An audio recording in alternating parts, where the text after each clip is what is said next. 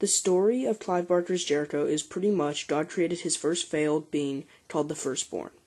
Pretty much what he did was he imprisoned it in a city called Al-Qaid and has been trying to escape for thousands of years.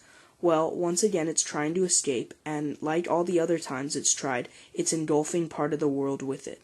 Now it's up to a team of specially trained soldiers in paranormal activity to go in and stop it once and for all. Throughout their journey, they will be taken to crypts, they will have to face demons of hell, and they will even go back in time.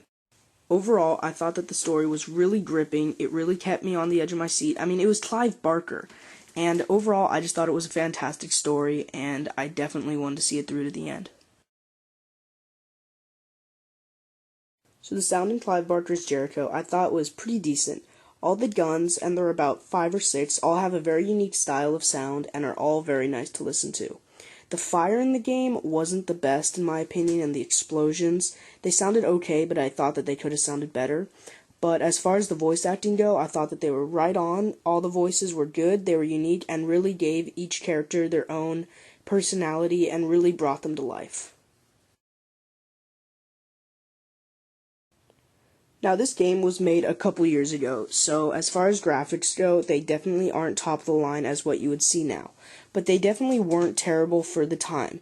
All the characters were very well designed, and along with their voices, they do look unique, and they all have their own style.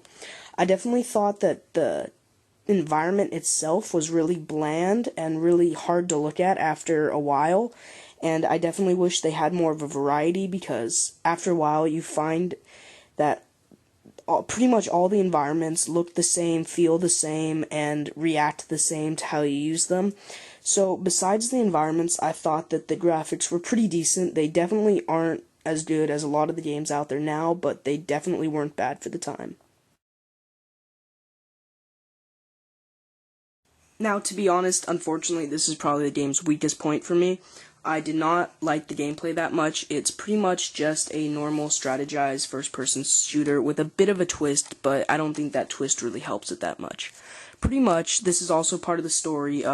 Your commander dies in the beginning. Trust me, it's not a spoiler.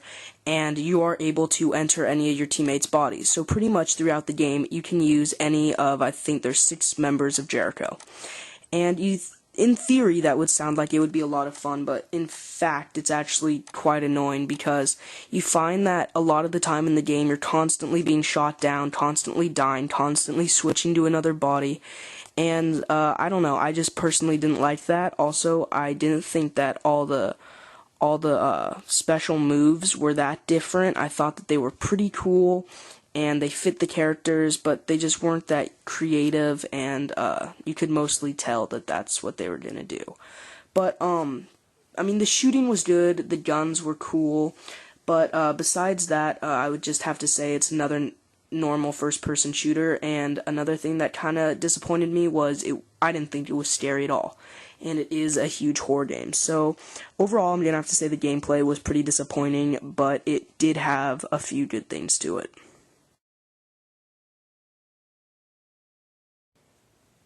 Okay, so overall, this game just didn't really cut it for me. I thought that it was going to be a lot more than it was. It sounded great, the previews made it look great, but it was just kind of mediocre when I got it.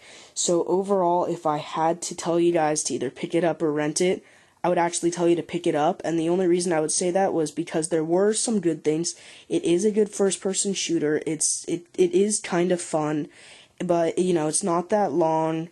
It's really repetitive, but for the price you could find it for now, probably like 15-20 bucks, I would say, yeah, it's a fun first-person shooter. It's a new first-person shooter, and it would keep you occupied until the next big game comes out. So overall, I would say it's worth a buy, but that's only because the price is pretty low right now.